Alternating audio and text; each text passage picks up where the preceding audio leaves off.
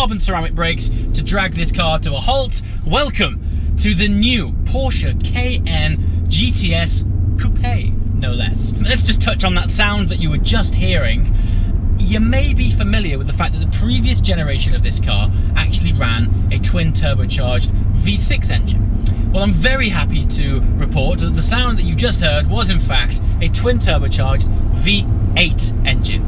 Now that's significant for two reasons. One reason is that the world of automotive is generally sort of downsizing, packing exhausts with fuel particulate filters and looking for a way to scale things back in order to become more fuel efficient. So the fact that this car previously used to have a V6 engine, Porsche have managed to add in 2 extra cylinders and still meet all of the CO2 emissions. So we're ticking both boxes here: petrol head enjoyment, emissions regulations, and then all of the bonuses that come with that: more torque, more sound. And guess what? You might be thinking, yeah, but more weight. Well, by the magic of the engineers at Porsche, despite the fact that this car has adopted 2 additional cylinders versus the previous generation car, Porsche have in fact managed to make this V8 a lighter engine than the outgoing V6. Don't ask me how they've done that, but I'm very much willing to accept it. So, what's the GTS platform all about?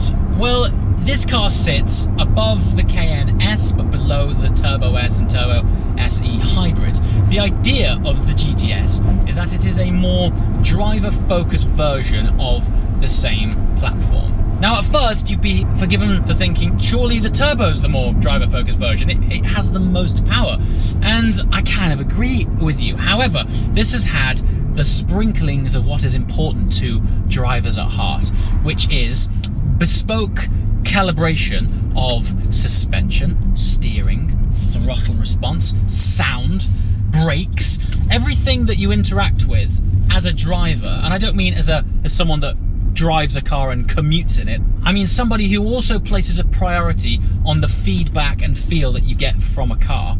That's what this car is all about. It's not about top speed, it's about driver engagement, which is why actually this car is around about 100 horsepower less than the Turbo S equivalent, but gives you a great deal more feedback in terms of the tactility of the drive. So let's run down all of the elements which have been finely tuned in order to create the driver-focused version of a Cayenne.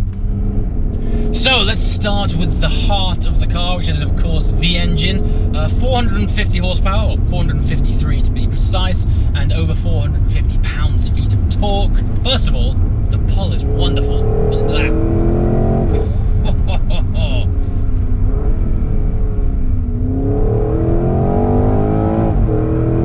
Sound, of course, is a very big part of what a driver wants to experience. You want to feel and hear every rev as it approaches its top end of 7,000 RPM.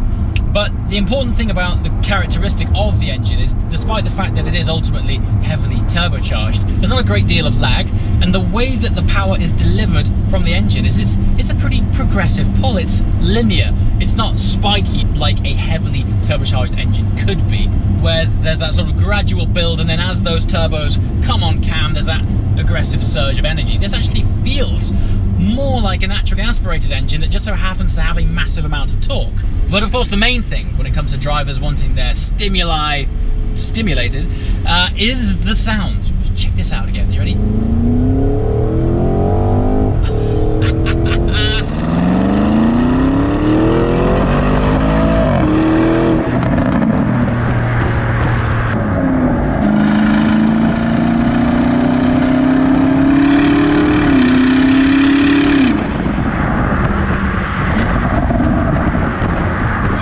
This world, as I just mentioned, heavily turbocharged, but we're also in a world right now where manufacturers are forced to bung fuel particulate filters right up the derriere, which normally quashes the sound of a beautiful engine like this quite a lot. Now, no doubt that's probably happened in this car, and if I heard it without the fuel particulate filters, it would sound even greater still. However, this is ultimately still a daily driver, and I think it still sounds pretty good actually. So yes, engine sound, wonderful torque, linear pull, and I think really, before we dig much further into this car, Porsche need a round of applause for even making a V8 in this thing possible. So, well done Porsche, thank you for answering our petrolhead prayers. Now then, Gearbox. If you follow this channel regularly, you might know that I'm somewhat of a Gearbox snob. Now, it's actually more fascinating than most cars in this car, because there's somewhat of a conflict of applications with this engine and this drivetrain. So as I prefaced at the beginning, the whole point of the GTS is that it is the more driver-focused version. And yet, despite the fact that this exact same engine is available in the Porsche Panamera GTS with, you guessed it, a Porsche PDK twin-clutch gearbox, in the Cayenne GTS it is running a more conventional 8-speed torque converter automatic. Now, Porsche is saying the reason for that is because it allows for a much greater weight if you want to tow something. So with this car, I think you can tow up to or just over 3 tons, which is a significant amount. So if you're interested in using your driver-focused car for towing, this is the car for you. However, don't forget, there are other models of Cayenne available. There's a Cayenne S, Cayenne Turbo, and Turbo SE Hybrid, all of which are also fully primed for towing.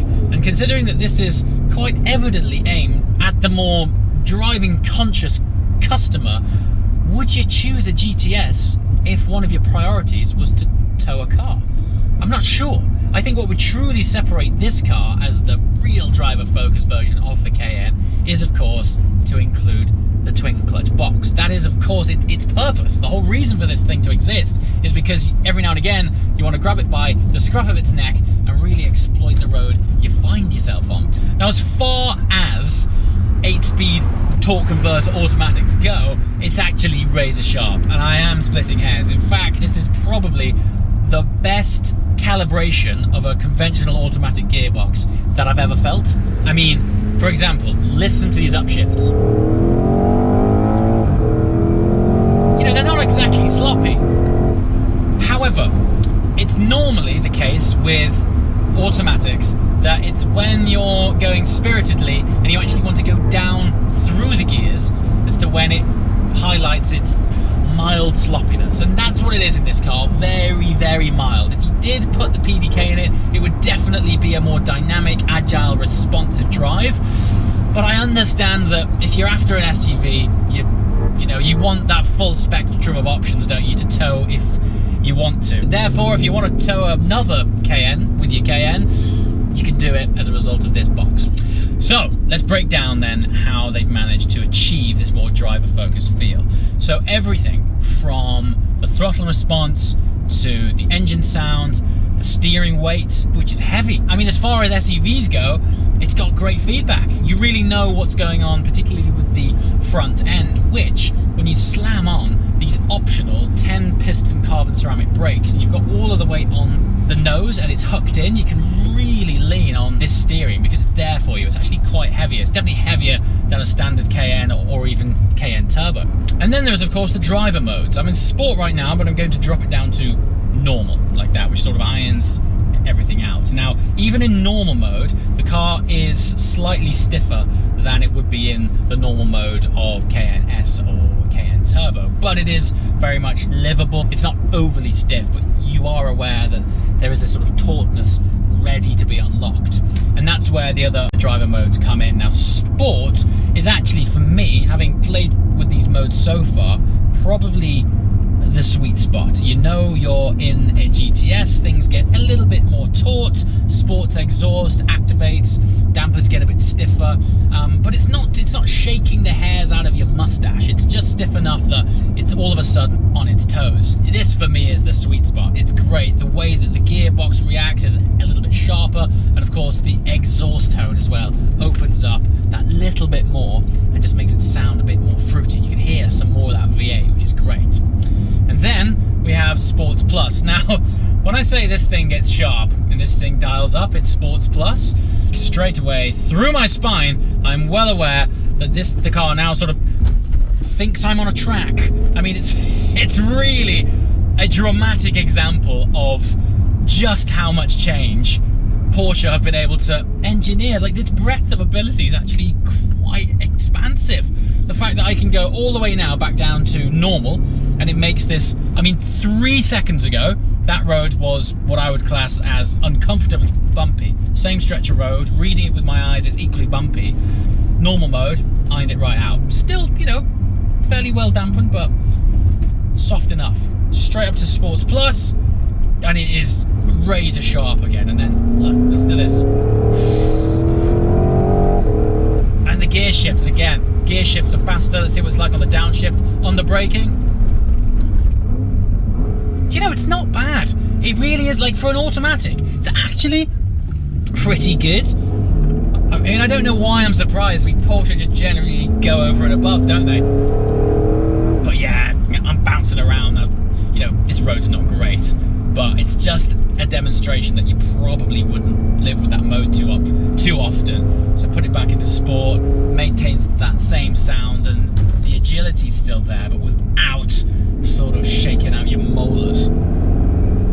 I actually really like the way this looks. What is now unique to this car with the GTS is the option to have the centrally mounted exhausts, which is sort of tip of the hat to 911 styling. I actually think it looks quite cool. You can still go for the standard exhaust system, which is split either side of the bumper, but the idea behind the GTS Coupe is that it's just that little bit more sporty. And so if you were to go out on the options list and tick this, I think it looks cool and actually separates it from the rest of the Cayenne lineup.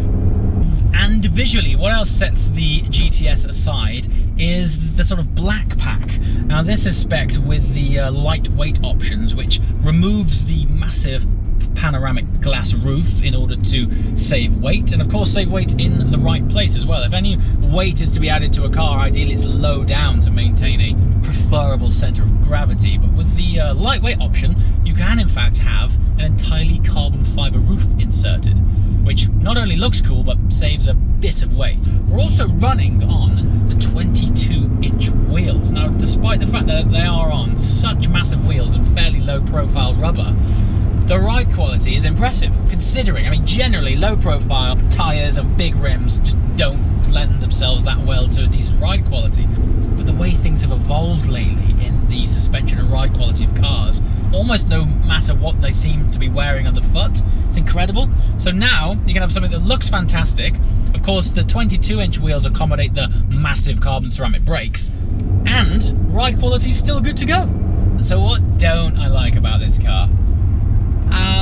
I guess because it's positioned as the driver's car, and we know that Porsche can successfully mate a twin clutch box to exactly the same engine in the Panamera GTS, I would really like to see a twin clutch box in this car. Arguably not quite as practical as the more conventional version of that car. I mean, boot space is pretty much the same in terms of floor space. You might not quite have as much headroom in there, but look, if you're comparing it against the Macan, back seat is just incomparable. There's a lot more legroom back there. There's not a great deal to really complain about, really. Now let's just talk about price. Now, what I'm about to say is still a lot of money, but I'm also about to say something that actually surprised myself when I started thinking about it. The Cayenne GTS Coupe, which I'm driving right now, starts at just over 88,000. Don't get me wrong, it's a lot of money, and no one's getting one of these for 88 grand. However, even if you were to fully load this thing, go all out, a minute ago, I was driving this thinking, what would I compare this with? And I began to draw parallels with a Lamborghini Urus. Now, in terms of the sheer straight line performance, it's not there. However, that's another £100,000 worth of car. And for a moment there, I found myself drawing parallels between what I can compare this thing with. That's how high this thing is punching. It's kind of like a sort of RS6 on stilts type of experience. It's a magnificent package. I think the best thing about it is, and this is such a sweeping statement when I say the way that it drives, when I say that is more specifically, the way that it doesn't understeer or push wide and how it bites in under turning. That is where the Porsche DNA has been well and truly stamped into the way this thing handles. Fantastic feeling to have that agility and, the important word here, confidence in your car with something of this platform and practicality. It's really doing a very good job of blurring the lines between sports car and practical car. Yes, let me know. Questions and comments below. As always, thank you so much for watching. Drop some cogs, make haste. See you next time. Ciao.